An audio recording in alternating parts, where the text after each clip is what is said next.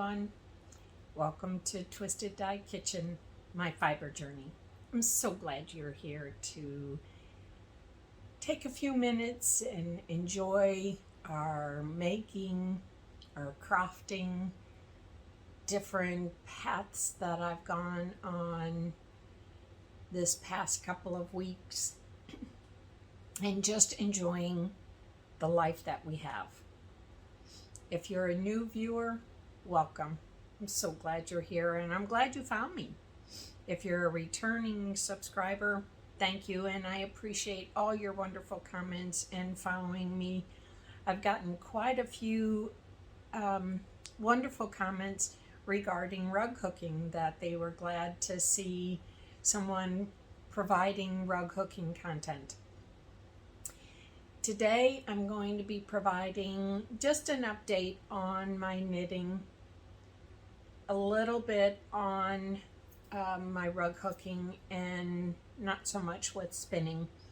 We were traveling, as you can tell, and didn't bring my spindles. I'm sometimes too afraid to bring the spindles in suitcases. I don't want them to get broken. So get your coffee, tea, any type of beverage that you want. Sit back and enjoy, and I hope you enjoy this short video. Come on.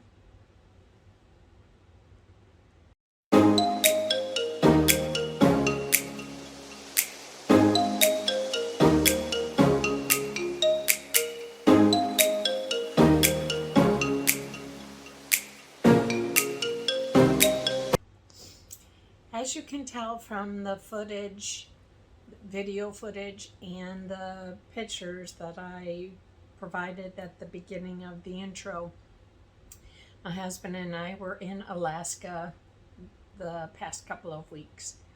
And the part of the reason for the journey is my husband's a photographer, as you know, and if you don't, he's a landscape, animal, and nature photographer. So we go on different type of trips that some people wouldn't particularly care for, but I really enjoy spending time outdoors, seeing all the different environments that we could capture on camera and on my little camera as well, which is my phone. We were in Anchorage, Seward, trying to remember some of the other towns that we were, and I'm telling you, it was amazing. Oops, I decided to come out. It wasn't as rural as I thought it would be. It's grown up quite a bit, but being in Anchorage, that's a large city. I should have figured as much.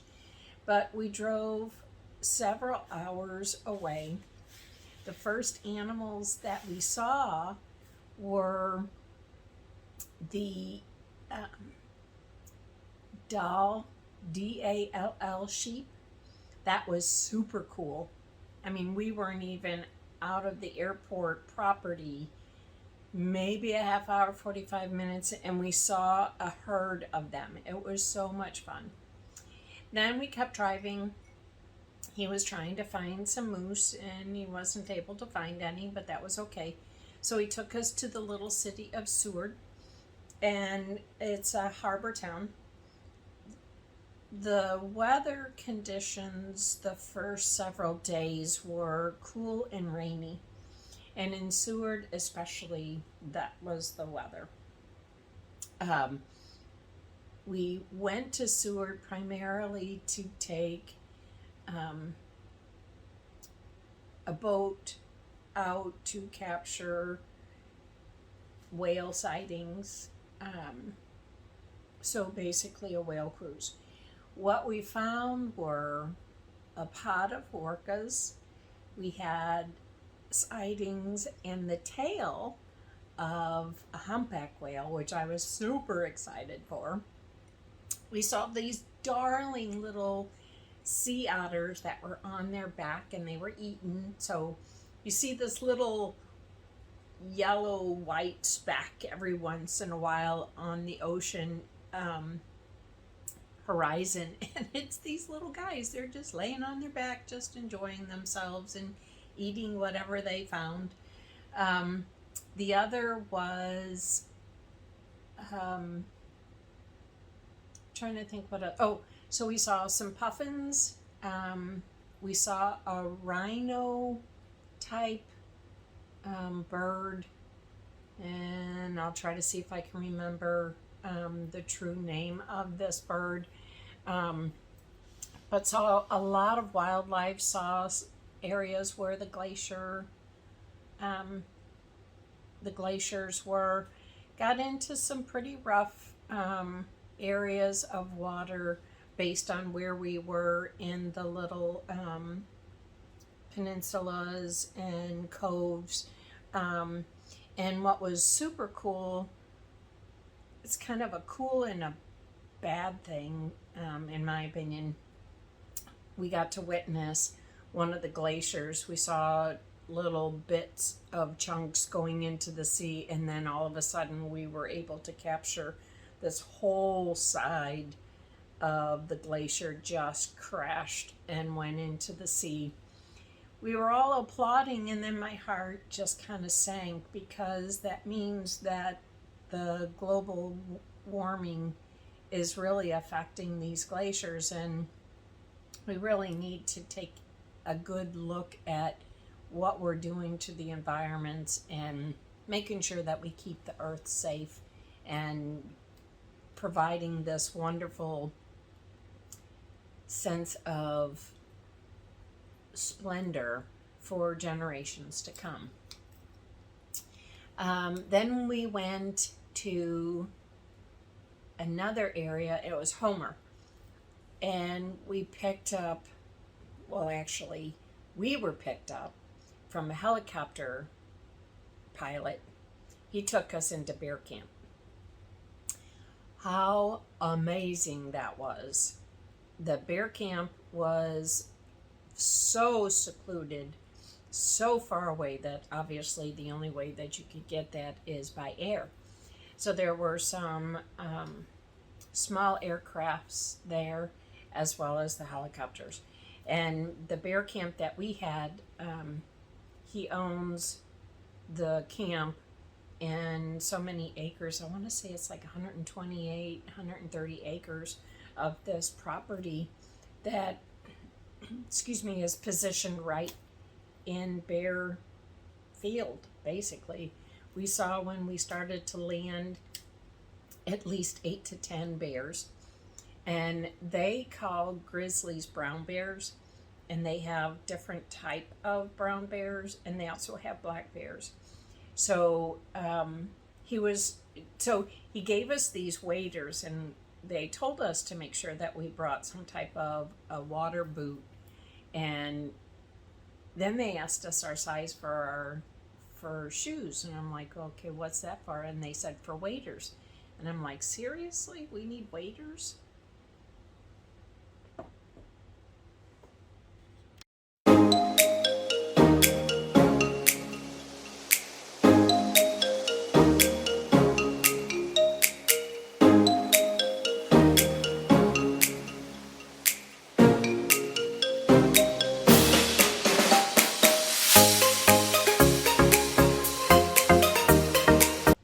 So hopefully the sun won't wash me out anymore. I kind of closed the skylights a little bit. So we put waders on, which I was like, yes, this is exciting, because I've always wanted to have a pair of waders so that I could go in the stream and fly fish, which I've never done yet, but too late. I've got already too many hobbies, and very expensive hobbies. But we got to see the bears in their environment, and it almost felt like, the only description I could give you is going through this marshland, and the grasses were up to almost mid-thigh. So it was a good thing that we had the waders on, because we would have been sopping wet and dirty. But the guide that we had, really was instrumental in teaching us how to interact in a bear environment. And the bear looked at us several times just to make sure that we had our distance, and he just kept grazing. So that was really fun and a cool experience to understand that we could get in their arena and we were constantly watching where we were and where we were walking. Um, After that, we had that day we were finished. We went.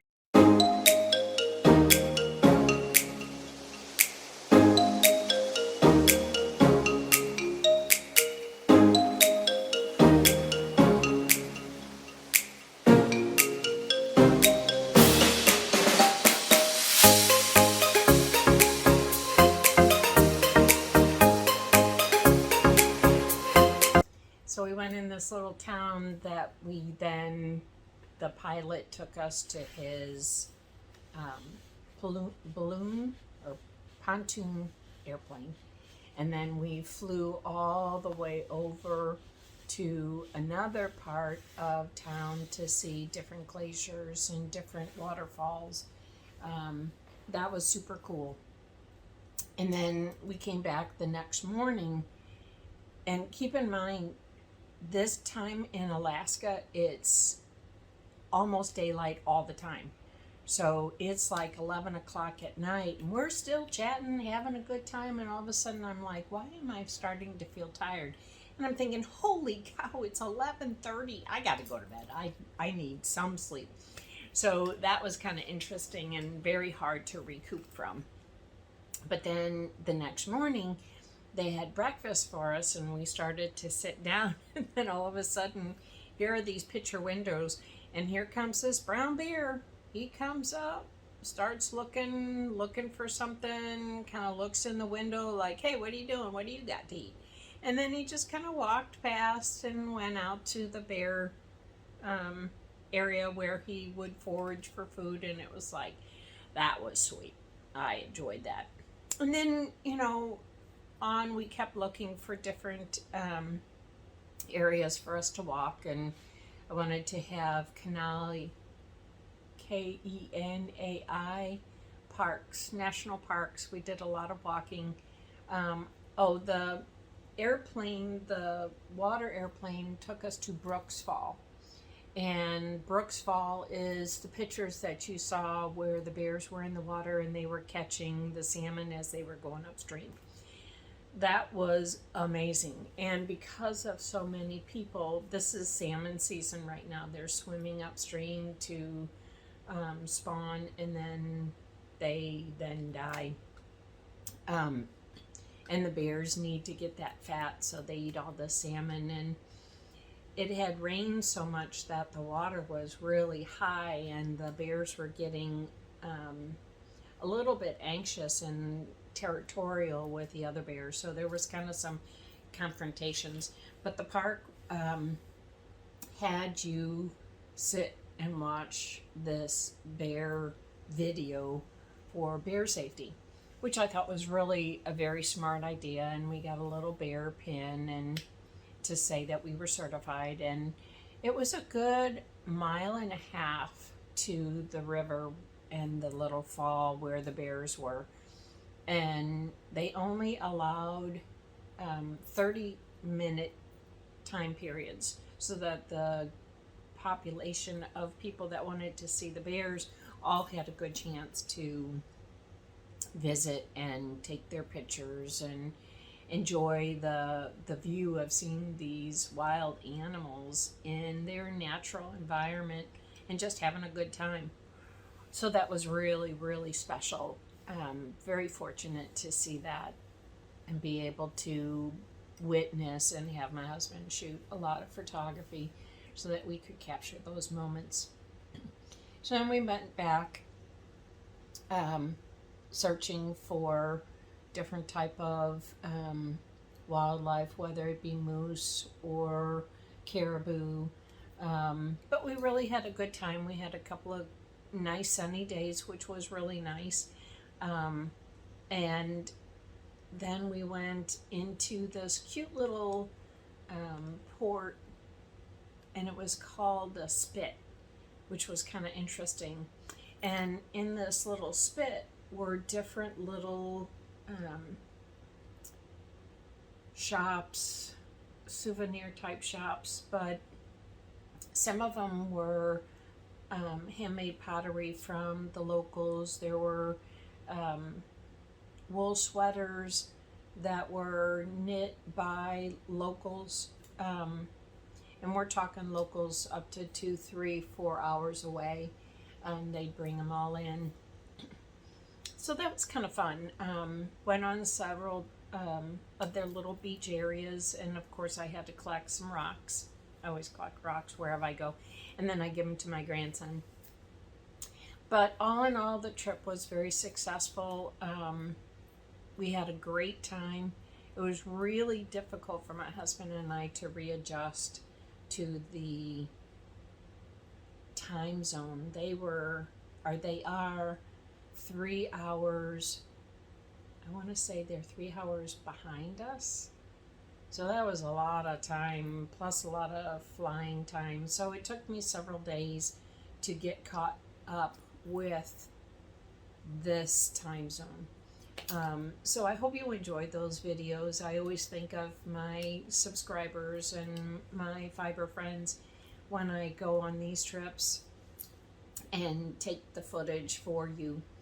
And I'm also going to show you that little path that I explained to you or told you about, that I keep a journal.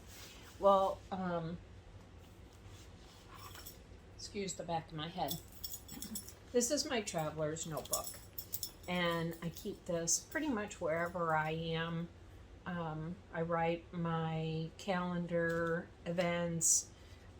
Here's some of the ideas that I had for the week that we were gone, and just keeping tabs of the events and what we saw.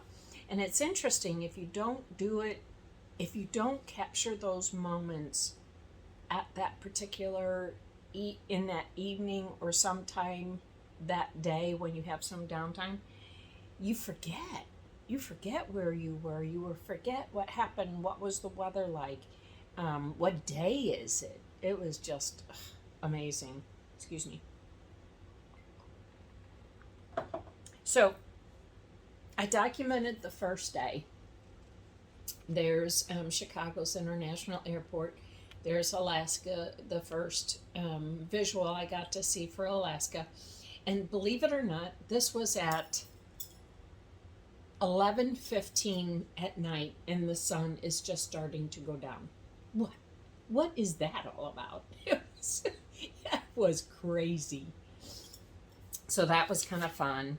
And then saw a lot of fishermen the first day that we were there.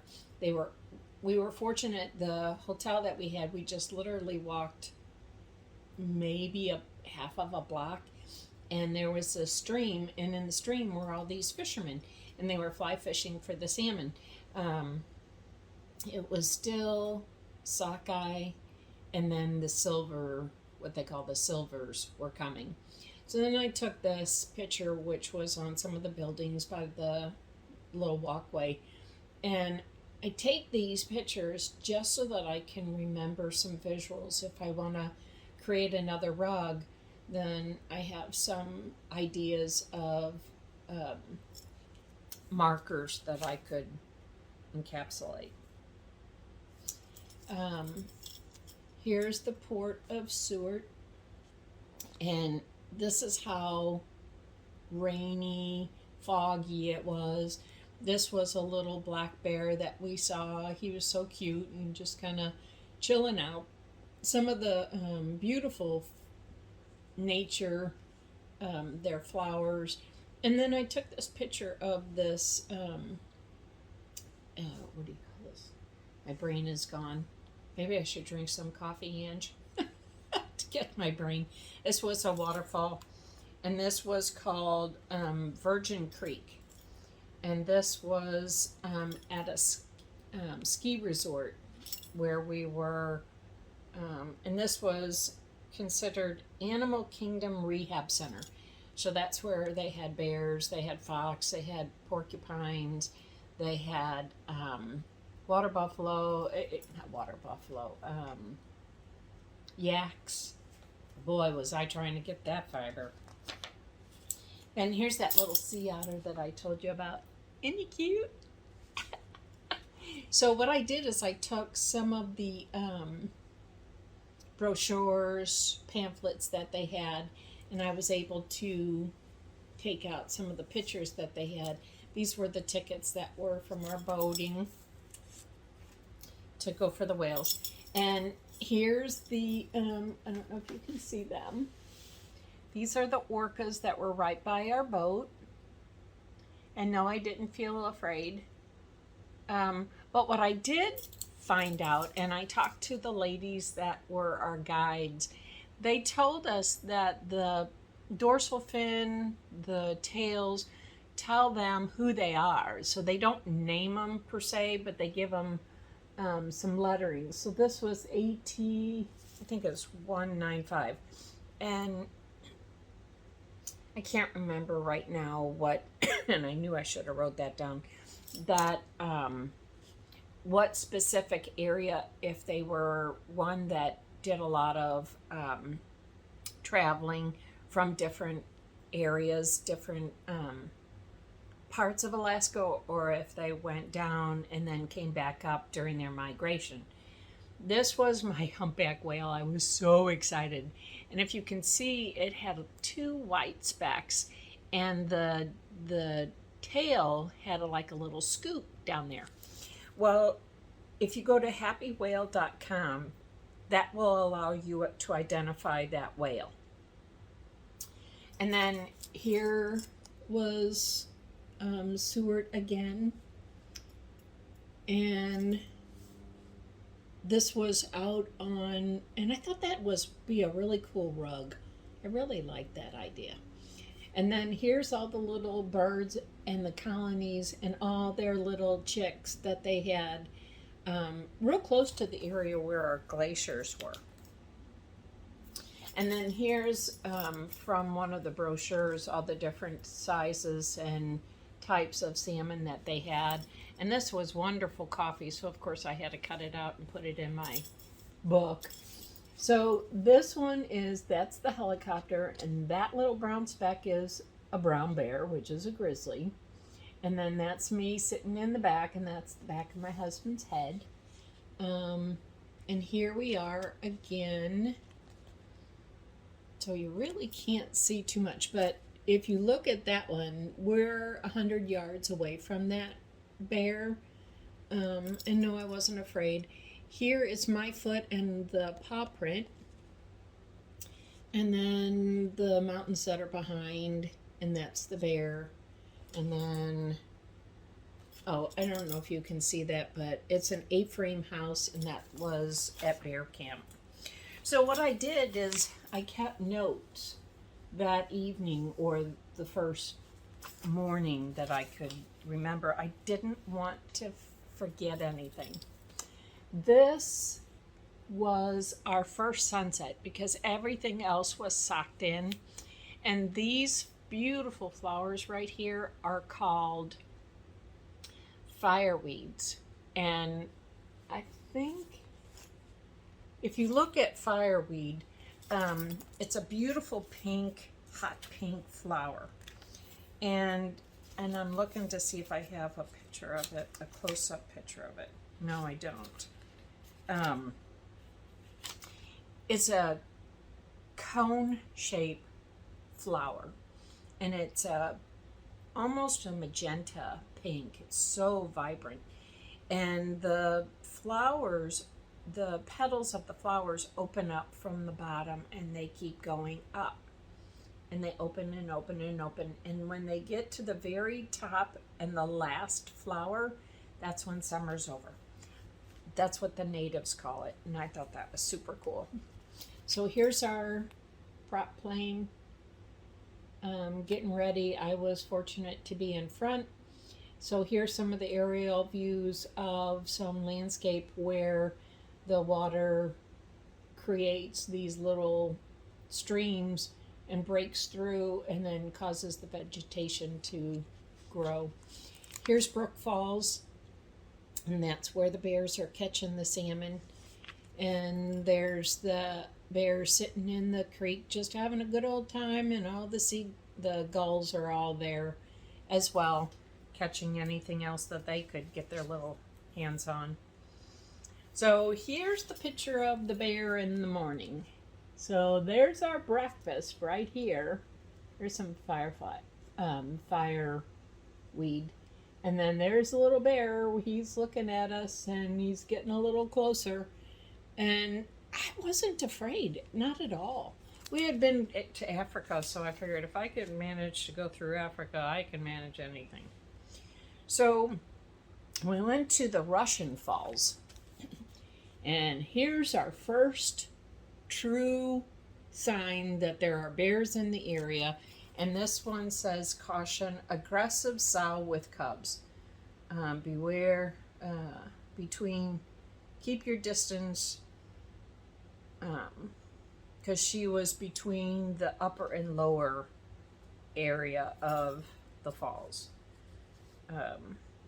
But yeah, that was called the Russian Falls. And then you saw the video of the glaciers, and this is not altered at all with the coloring. This is how blue this water was. It was so turquoise, and they call it bear tracks with these two brown stripes that run lengthwise of the glacier. And what happens is when they say the glacier moves every 7 minutes. It moves something to that degree. And what ends up happening is the glacier, as it comes closer and closer to each other, it grabs a little bit of the earth with it, and it creates these brown tracks, which I thought was pretty cool. So that was the end of our Alaskan trip, and it was so cool. I did get my stamps from the couple of parks that we were at.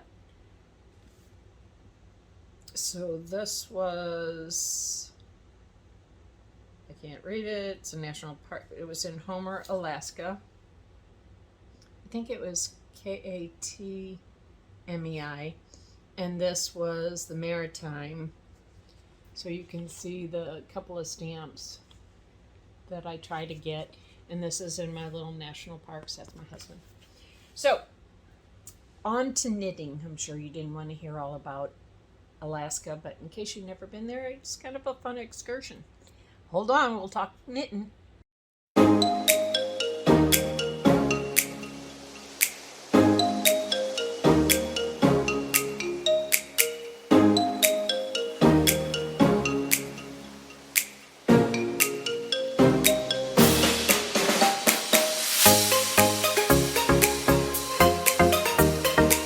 Okay, here we are. So we're at the knitting portion, and due to the volume of what I could take, I transported my knitting, which was in my French supply bag, and I put them into smaller, lightweight bags for the trip to Alaska. And I only took 2 projects of knitting. I took this sweater, and then I started a sock, and I'm not very good at socks, and this time I'm trying the Arnie and Carlos knit from the toe up style, and I'm hoping that's going to be a lot better.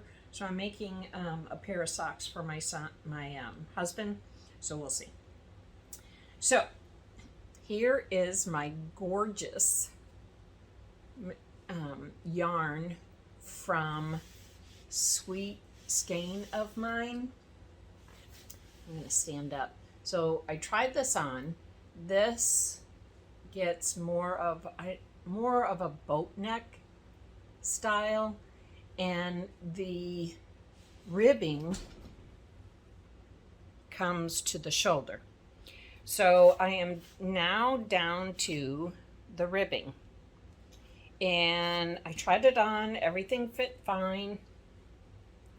I'm still going to assess the little tassels on the top of these and see if I want the little tassels, because it's not colorful enough. I don't know, but I'm really excited. I only have, excuse me, maybe a half of an inch left on the ribbing. You can see it there. And then I'll be able to bind that off and then get into the sleeve portion. So that's project 1, still on the needles. Project 2 was the socks, or is the socks, I should say. And I'm working this with DPNs, and this is a pattern sock yarn. So I have the toe. I had my husband put the sock on. He actually really enjoyed how it fit and how it felt, so that was kind of cool.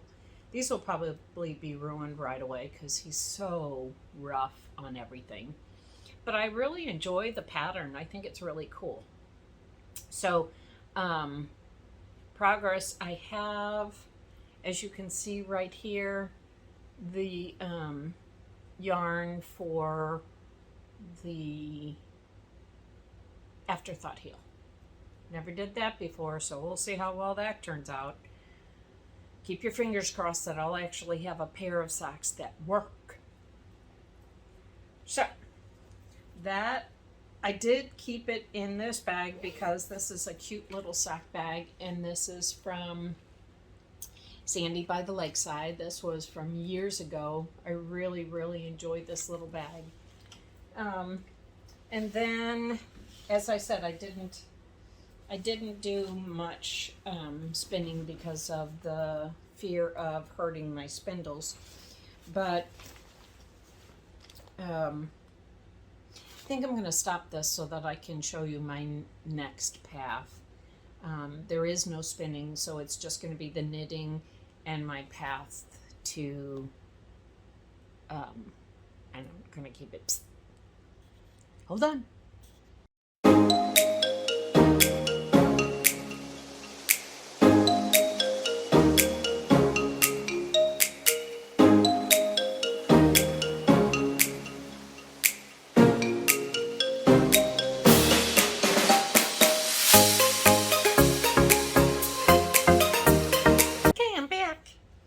So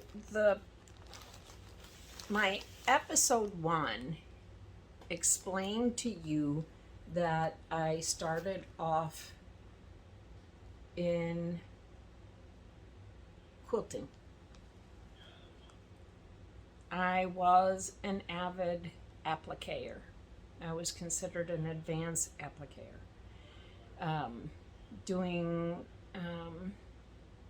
If you're familiar with Ellie Sinkovich, I think that's how you say her name.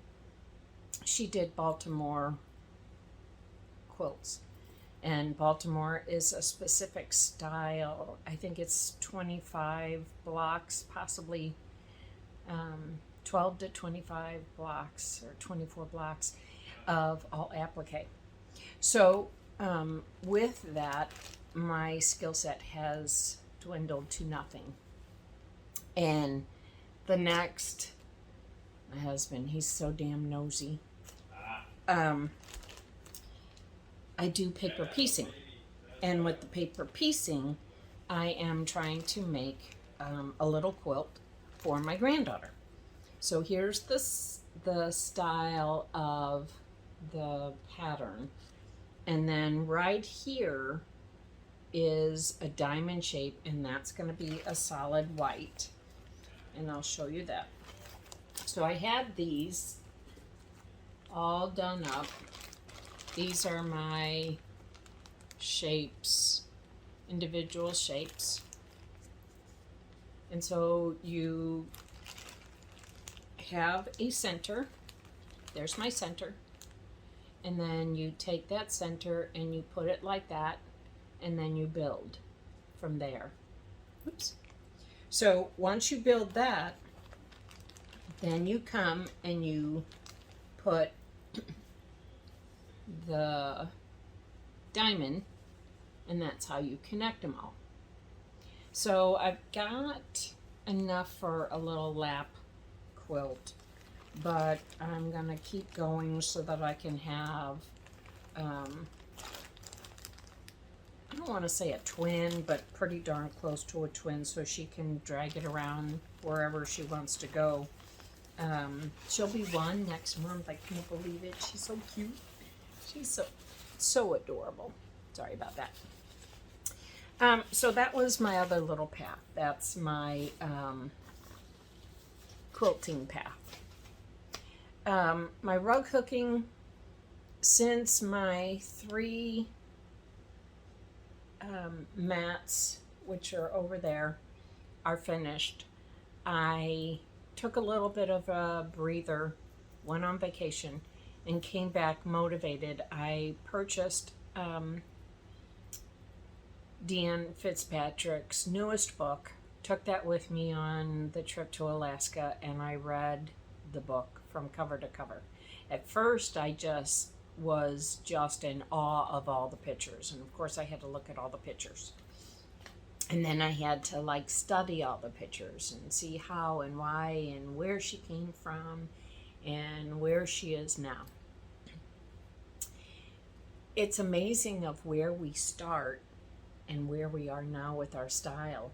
I'm going to insert some photos of my beginning rugs, which I have. One is one of my designs. I'm looking at them right now on the floor. I have one that I created a design, and then another one is a design pattern that I have with the 2 crows, my owlet and my Giverny, and then my Southwest. So I am now in the creative zone for Alaska. And I think with Alaska, and this is all what I'm kind of thinking in my mind, I like the smaller format because it's a challenge for a smaller format because I'm used to larger size. But the challenge is try to make sure that you can maintain the integrity of the design in a small size. So the veins that I showed you from the aerial shots, I think I'm going to do something and be kind of like an abstract. I'm going to have the silhouette or the picture of the bear joining, the breakfast at Tiffany. Well, the bear at Tiffany, the bear at bear camp. So I'm going to have that. These are all in my mind. I'm still working it out in my mind. And then I'm going to have a glacier. So white in this beautiful crystal clear blue water. It was just amazing. And then either a puffin or an orca. Because they came up and personal. And my husband has a couple of great shots of the orcas up close. So that's kind of, I'm going to be drawing the pieces now on my, I probably won't use the Shetty Camp. I'll probably use my portable frame and create a big enough piece of linen so that I can go ahead and make my 4 squares and then just kind of see where I end up. So hopefully we'll be heading out of town again. We're going to Prague, Nuremberg, Vienna, and Munich. So we'll be gone. So more thoughts will be going through my head. But I want to get those sketches down on the linen so that my thought process can still stay there. Also, I'm going to be seeing my son. I'm heading up to New York tomorrow to see my son. I can't wait for that visit. I miss my son. I have a very good relationship with my son. Not that I don't love my daughter. She's here and she's got my two beautiful grandchildren. But he's my firstborn. And I love New York. So it's a great combo. Plus, he's got his girlfriend up there and she's a delight. So I'm going to be spending time with both of them. So that's very special for me. So it's got a very busy schedule this month. So keep your fingers crossed that this COVID and the other bad germs just stay clear of us. We have gotten our shots, so we should be good. But we have to stay healthy and we have to keep healthy. So I hope everyone is doing well. I hope you're safe. I hope your family is safe.